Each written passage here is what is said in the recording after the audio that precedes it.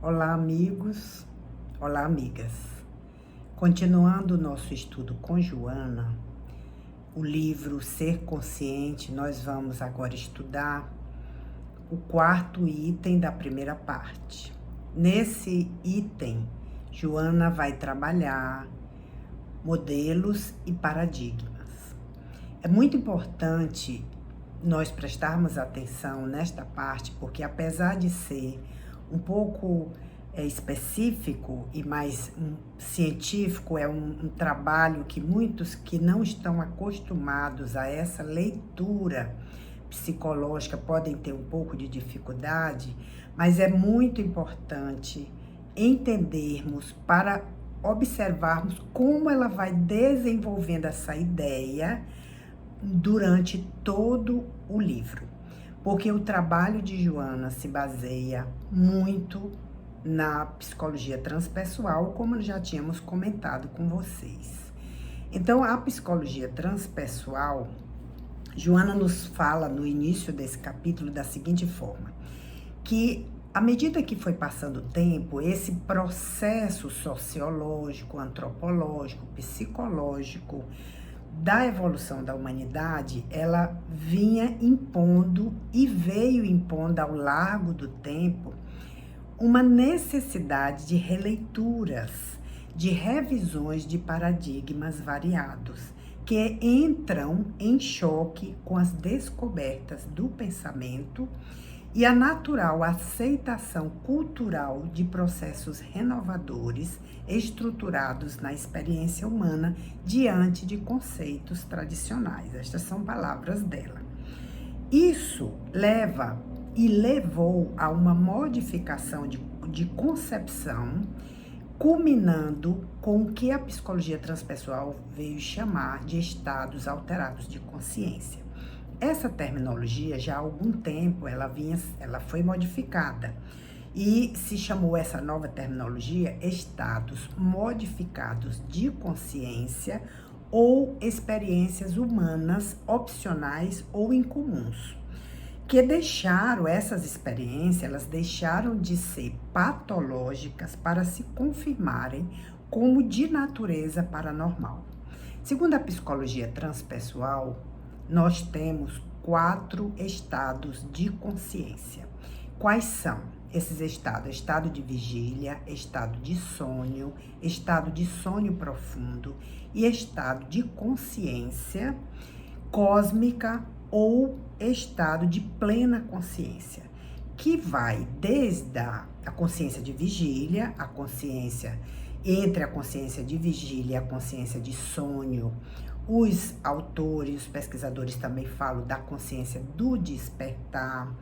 Nessa consciência de sonho também nós temos o devaneio e a consciência plena, a consciência cósmica, é o que o trabalho de Mário Berengar, pesquisando freiras, no estado de profunda oração, detectou e determinou na ressonância funcional, um estado que ele chamou de união mística, não é? É um estado que os santos, os místicos, eles chamam os iniciados de plena unificação com Deus. Um estado onde o ser se sente num oceano cósmico, num oceano de energia, onde é como se desprendesse o ego, tudo desaparece e apenas o self é que é o preponderante. Então, todos esses estágios, eles vão desde o ego, que ele vai pouco a pouco se dissolvendo e tirando esse domínio até chegar no estado de plenificação, no estado de plena consciência, que é esse estado onde o self é o dominante. Então, como consequência desse estudo e observação imparciais dos fenômenos anímicos e mediúnicos, eles não se submeteram mais aos modelos estreitos da psicologia tradicional. Houve um crescendo, uma modificação, uma releitura desse novo paradigma. tornando-se urgente a adoção de um novo comportamento, que é o comportamento transpessoal, face a essa abrangência no que diz respeito ao homem como um todo, ao homem integral, criado pela necessidade de atualização urgente e complexos paradigmas.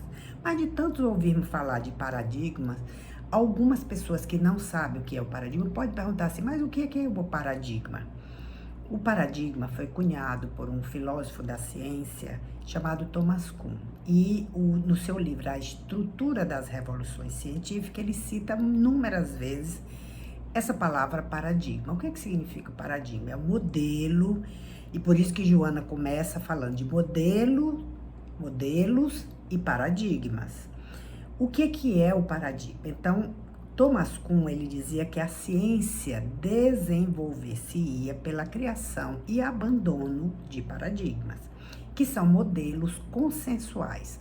O senso comum, o modelo que é aceito por todo, o modelo que é de acordo com a sociedade científica vigente, esse é o paradigma. Então, ele é adotado por uma comunidade científica de uma época. Quando esse paradigma é questionado, ele dizia que surgiu uma anomalia, algo que a sociedade se movimenta para esclarecer e corrigir. E aí é um momento de crise. E esse momento de crise, os cientistas se esforçam para resolver essa anomalia. Não que o paradigma anterior não seja abandonado, é que esse novo paradigma, ele atende melhor às necessidades da sociedade vigente. Isso vocês se recordam que quando surgiu a mecânica quântica, a física quântica, o quanto modificou toda a nossa ciência. E vocês vão se lembrar dessas 3 frases que eu vou falar para vocês. A de Jesus, que diz, mas crede nas obras, para que entendais e saibais que o Pai está em mim e eu estou no Pai. A mecânica quântica, a física quântica é bem recente, mas vejam como Jesus lá no seu evangelho, ele já dizia, eu estou no Pai e o Pai está em mim. Então, o um está no todo e o todo está em um. Pascal, no século XVII, ele diz, no século VII, ele dizia, não se pode conhecer as partes sem conhecer o todo, e nem se pode conhecer o todo sem conhecer as partes.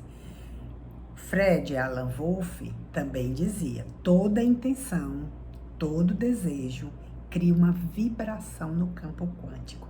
Vejam que extraordinário, nossos pensamentos, nossos desejos criam uma vibração no campo quântico e nós vivemos nesse oceano de energia e modificamos o nosso redor, influenciamos as pessoas que vivem conosco, em torno de nós, porque tudo é energia vibrante e em modificação. Então, a psicologia transpessoal, ela pôde contribuir com uma interpretação mais coerente e racional do ser pensante, sem descartar as possibilidades desde o feto, a precedência antes deste feto, a sobrevivência da consciência e a concepção da nóxia cerebral. É um novo paradigma esse, né? Então, antes desprezadas e marginalizadas por contundentes preconceitos, as manifestações paranormais começam a aparecer e ser deixada de ser encarada como um epifenômeno do sistema nervoso, para se tornarem expressões de realidade mais profunda. Que o Hilbert, que foi um dos criadores da psicologia transpessoal, ele diz, são os legítimos aspectos do ser humano.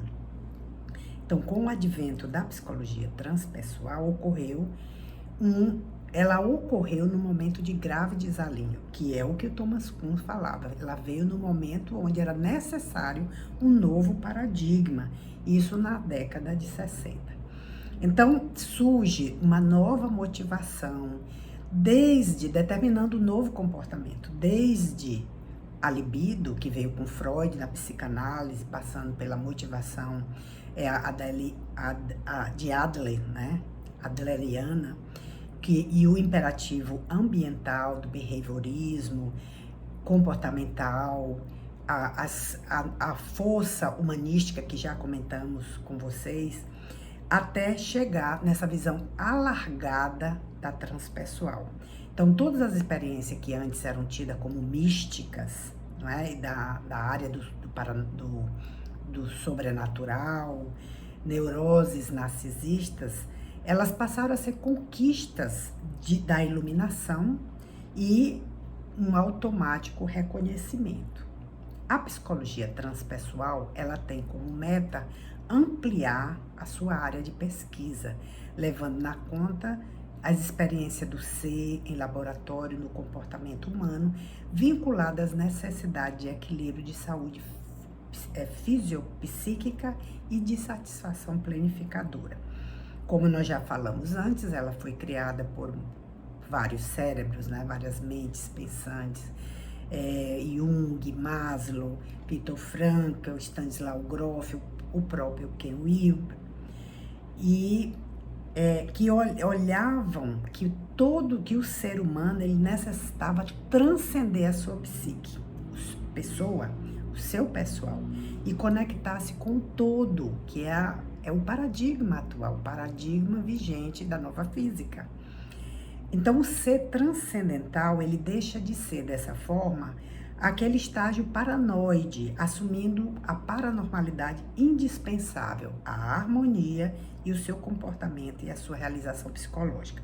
Gostaria de falar para vocês um pouquinho sobre Stanislaw Grof, porque o seu papel foi muito importante. Ele nasceu em Praga, naturalizou-se americano, e ele desenvolveu pesquisas sobre os estados modificados de consciência.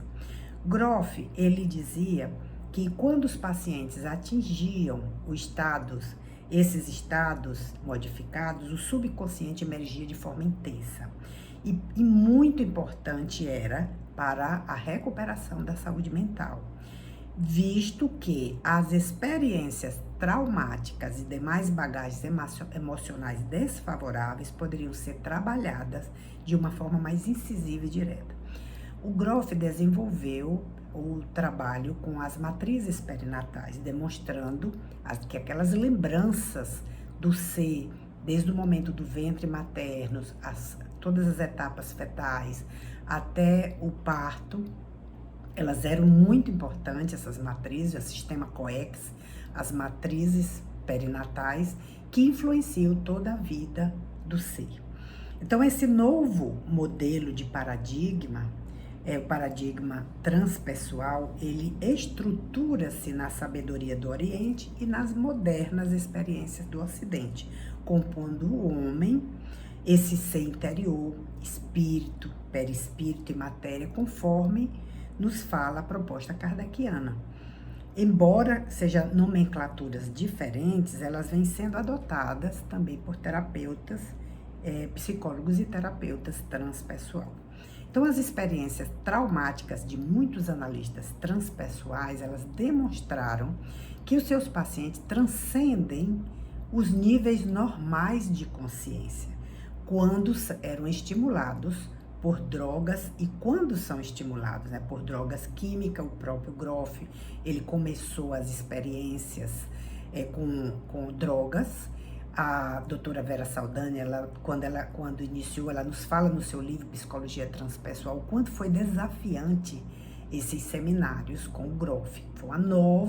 Veio um novo paradigma, uma nova forma de lidar com o ser humano e tratar todos esses aspectos.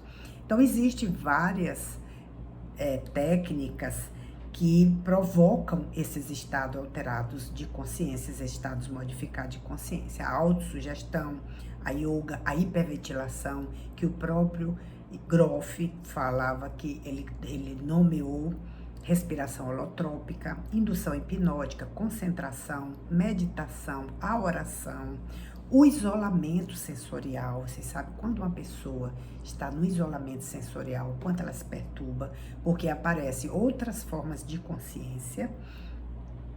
A sobrecarga sensorial, o treinamento autógeno, a própria música, a dança, as interferências mediúnicas. Então, a doutora Vera Saldanha, por exemplo, ela enumera 18 fatores que provocam essa expansão de consciência, inclusive as inúmeras disciplinas e técnicas corporais orientais, como por exemplo a Hatha Yoga, o Tai Chi Chuan. Todos esses, eles são sistemas destinados a mudar o estado de consciência. Então, nesses estados, dilatam-se a percepção dos sentidos, elas propõem dilatar a percepção dos sentidos, a lucidez, o conhecimento do passado e do futuro, como as expressões essenciais da natureza humana, após os quais há um retorno da saúde, quando em terapia, este paciente, do bem-estar e do relacionamento interpessoal. Então, Joana nos diz que o ser humano, deste modo, deixa de permanecer fragmentado para se tornar inteiro. E é o que nós vamos falar no próximo vídeo sobre a nova estrutura do ser humano, nesse livro extraordinário que nos auxilia a nos conhecer e nos tornarmos melhor.